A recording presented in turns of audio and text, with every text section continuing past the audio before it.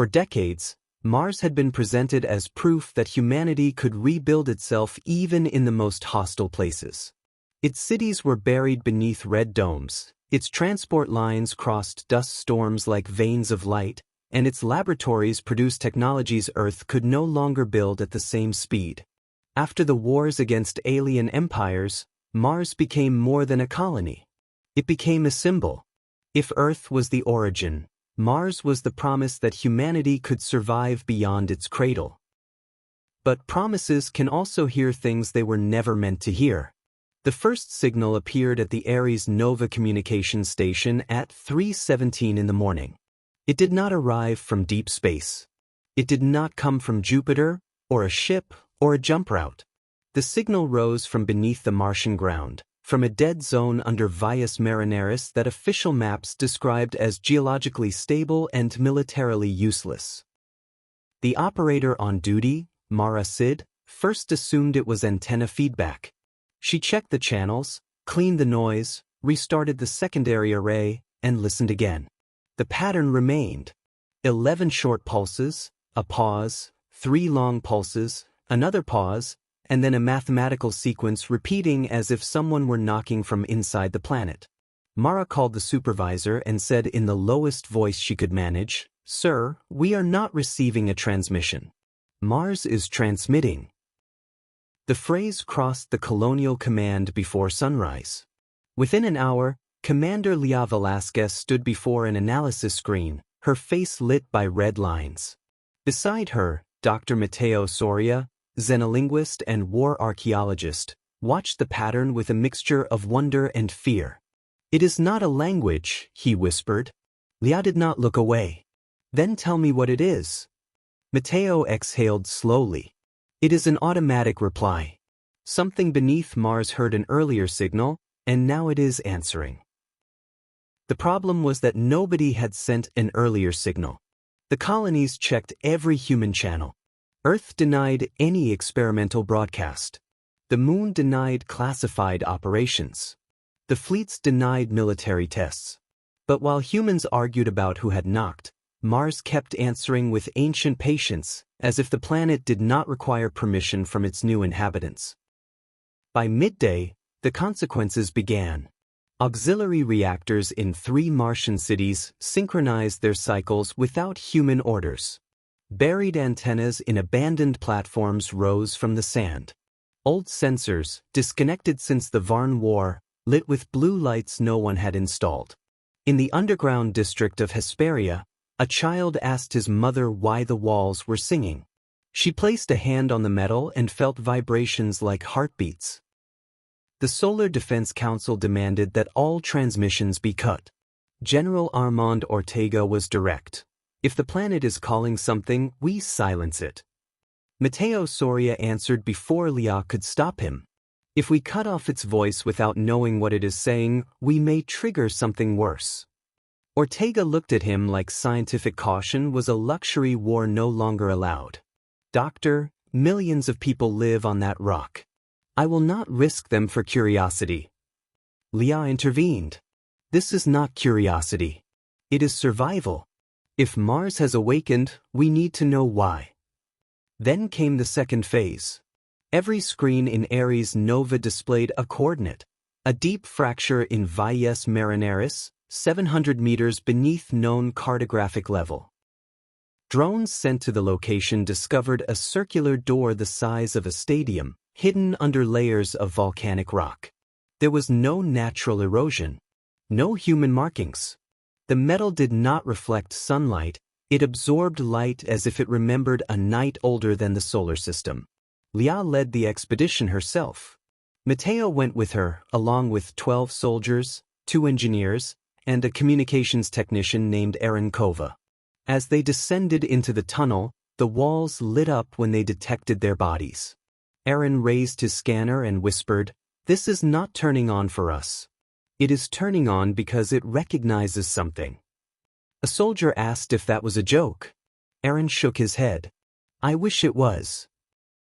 At the center of the chamber they found a sphere suspended over a bottomless shaft. The signal was born from it. It made no sound, yet everyone felt it in their bones.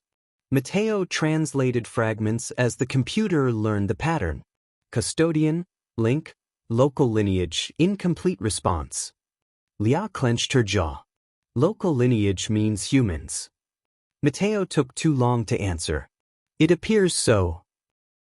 The sphere spoke with a voice that was not a voice.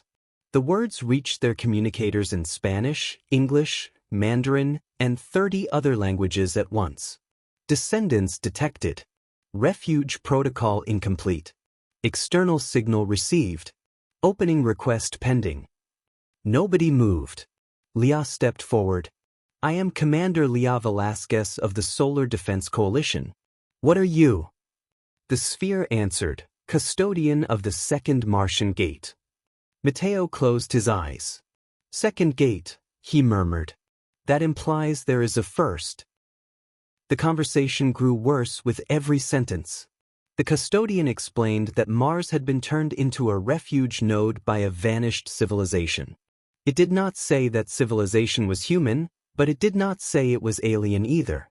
It spoke of seeded lineages, prepared worlds, species protected until they could walk among the stars without destroying themselves. And then it spoke of an older war, a war so ancient even ruins had forgotten the names. What signal did you receive? Lia asked. The custodian projected a black waveform, an impossible geometry that froze human sensors. Return call. Mateo went pale. Return of whom? The sphere answered without emotion. Of those who found the refuges first.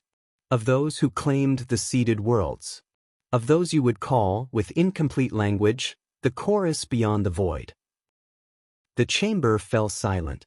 Aaron looked at Lia. Commander, if Mars answered, then it told them we are here. Lia did not need anyone to say it twice. The entire planet, without human intent, had just confirmed the existence of a living civilization in the Sol system. And if the chorus beyond the void had been waiting for a reply, then the clock had already started. General Ortega ordered an orbital strike on the fracture. Lia received the order in the tunnel and refused it.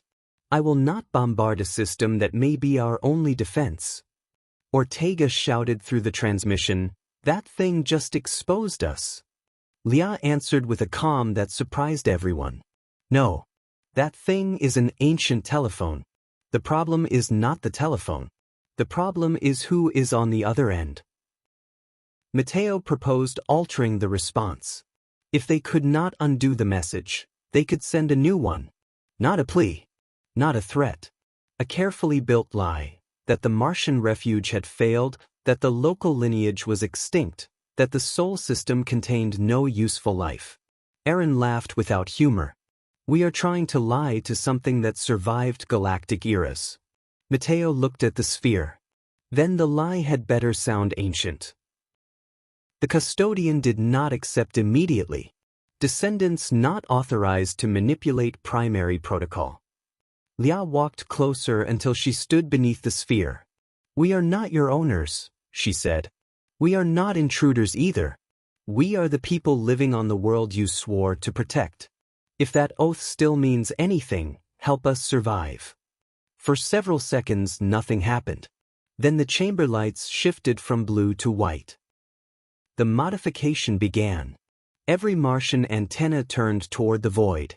The cities felt a faint tremor. In orbit, human ships armed their weapons in case the planet attempted something worse. The false signal left in a single cold, perfect pulse, imitating a death that had never happened. For 4 minutes, nobody breathed easily. Then the custodian spoke. Response accepted. Tracking delayed. Estimated time gained, uncertain. How uncertain? Aaron asked. The custodian took a moment to answer. For you, perhaps years. For them, perhaps a blink. Mateo looked down. Lia understood they had not ended a threat. They had only bought time. But in human history, time had always been the first raw material of resistance. When the expedition returned to the surface, Mars no longer looked the same. The colonies still stood, the domes still glowed under dust, magnetic trains still crossed the horizon, But everyone knew that beneath their feet slept a network that was not human and yet had recognized them as descendants. Some colonists demanded evacuation. Others knelt in the sand. Many simply looked up and hoped nothing answered. Before making a final decision, Lia asked to hear the complete signal without human filters. The command chamber went silent while the sequence filled the air with low pulses. Mateo closed his eyes to focus, but Aaron could not stop himself from speaking. "That does not sound like a distress call," he said. "It sounds like a password." Mateo opened his eyes. Or a lock answering the wrong key. Lia looked at both of them. "Then let us find out what door it is trying to open before someone in orbit decides to erase the entire valley." Tension increased when entire colonial families began reporting identical dreams. They were not clear visions, but fragments. A black sky over Mars, pillars of light rising from the ground, a city on no map, and a crowd staring at a dead star. Colonial psychologists called it mass hysteria, but the custodian offered a more unsettling explanation. Residual environmental memory. The refuge leaks echoes when protocol awakens. Lia asked whether they were memories. "Not exactly," the machine replied. "They are warnings that learned to survive without a narrator." Ortega sent a second order, this time with override codes. If Lia did not authorize the strike, the lunar fleet would do it without her. The commander read the message in silence and then shut down the channel. A lieutenant looked at her in fear. "That is insubordination." They answered, "No. Insubordination would be ignoring a threat because I obeyed someone who is not down here listening to a planet breathe." No one argued again. In that tunnel, beneath millions of tons of red stone, the chain of command felt smaller than the secret they had awakened. Mateo discovered that the chorus beyond the void was not one voice.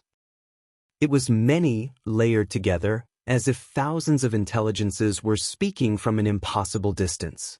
Some frequencies seemed biological, others artificial, others fit no category. "They are not calling Mars," he said. "They are searching for sleeping refuges across the galaxy." Aaron asked how many refuges might exist. Mateo pointed to the word second in the translation. "More than we would like." While preparing the false signal, the custodian requested access to human historical archives. Lia refused at first, but the machine insisted. It needed to understand how the supposed local civilization had died so the lie would be credible. So humanity showed an ancient intelligence its wars, famines, reconstructions, evacuations, songs, cemeteries, and cities rising again after every disaster. The custodian processed it all for 12 seconds. "Your species has practiced extinction without completing it," it said. Aaron muttered, "That is the strangest thing anyone has ever said about us." The false signal could not be perfect. Too clean a perfection would look artificial. Mateo added emotional irregularities, abrupt cuts, failing system noise, translation errors, panic pulses imitated from old human transmissions. Lia heard the result and felt a chill. It sounded like the final recording of a dying species. "Is that what we are to them?" she asked. Mateo shook his head. "No. That is what we want them to believe we were." When the transmission began, a crowd gathered outside the central dome of Ares Nova. No one had told them exactly what was happening, but everyone felt something important moving beneath their feet. An old woman placed a Martian flag on the ground. A child asked if the planet was sick. His father answered, "No. I think it is finally telling us where it hurts." The phrase went viral before the government could censor it. The chorus answered only once. Not with words, but with pressure. For one instant, the stars above Mars seemed to blink in patterns no astronomer could explain. In the underground chamber, every sensor registered a remote presence touching the edge of the system. The custodian raised its defenses, and Lia felt something immense pass nearby without looking directly. "Did it believe us?" she asked. The machine replied, Not enough. But enough not to come immediately. Afterward, Leah and Matteo walked back through the tunnel alone. He was exhausted, his eyes red from hours of translation. "Commander," he said, "if more gates exist, this does not end here." Leah looked at Martian dust clinging to her gloves. "I never thought it ended here. I only wanted the next battle not to begin today." Matteo nodded. In war, sometimes victory is not destroying the enemy. Sometimes it is convincing the enemy to take a little longer to find you. News of the custodian divided Mars in less than a week.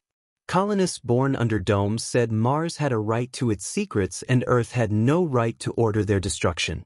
New arrivals wanted evacuation. In underground markets and pressure trains, people argued whether living above an ancient gate was courage or stupidity. Leah heard some conversations without her uniform. One woman said, "If we leave, they win without coming." An old man answered, "If we stay, perhaps we open the door with the lights on." Both were right, and that was the problem. Matteo created a permanent translation team, but the custodian did not answer like a normal computer. Sometimes it answered with maps. Sometimes with memories. Sometimes with silences that felt like judgment. When Matteo asked why refuges had been hidden inside habitable worlds, the answer took nearly a minute. Because life defends what it inhabits, even when it does not understand what it protects. Leah heard the recording 3 times before saying, "Then we need to understand it before we defend it badly." General Ortega finally came down to Mars.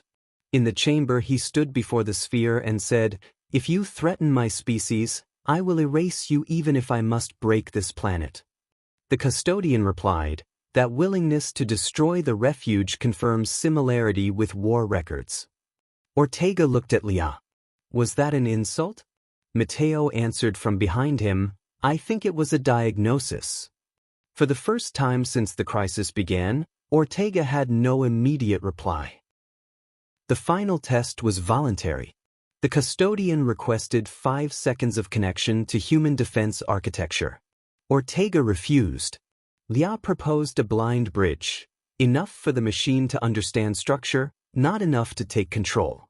For 5 seconds, every screen showed wars that had not happened yet, formations of the chorus, invasion paths, Martian cities defended by weapons not yet built.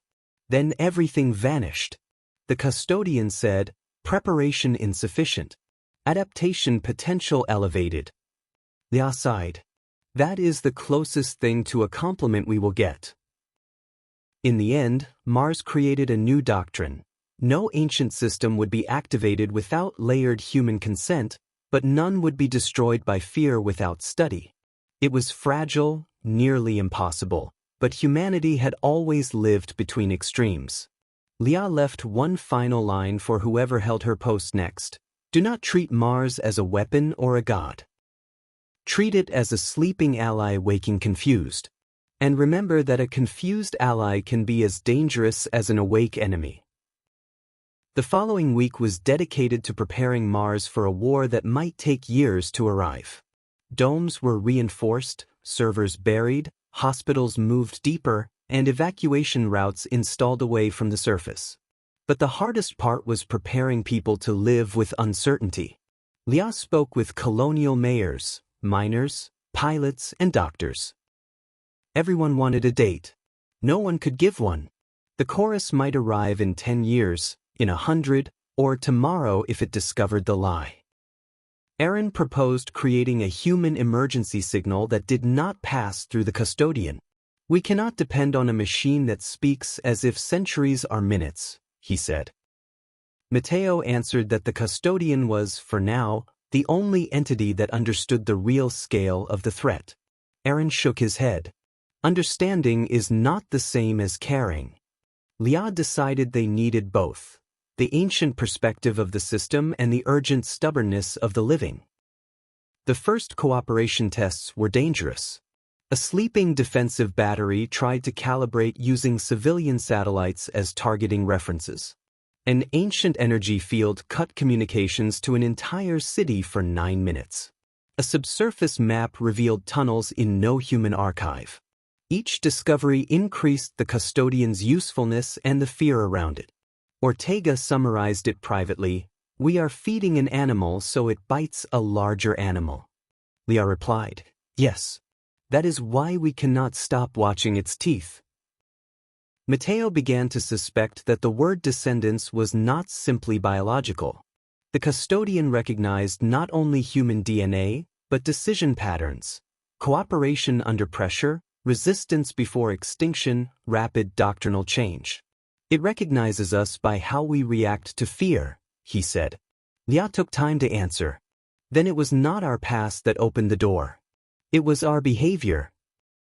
Before sealing the chamber again, Leah demanded that Mars have its own voice in any future decision about the custodian. Earth protested. The Moon asked for shared supervision. Mars demanded autonomy. The debate nearly broke human unity. Finally, Leah said, "If danger wakes beneath a population's feet, that population cannot be treated as strategic decoration." Mars received a custodial council. Imperfect but human. The chamber was sealed, not shut down. That difference mattered. The custodian would continue listening, but now it would also wait for permission. Before leaving, Mateo asked what it would do if the chorus discovered the lie. The sphere answered, "Wake what remains." No one asked what that meant. Some answers are too large to receive before you are ready. The following week was dedicated to preparing Mars for a war that might take years to arrive. Domes were reinforced, servers buried, hospitals moved deeper, and evacuation routes installed away from the surface. But the hardest part was preparing people to live with uncertainty.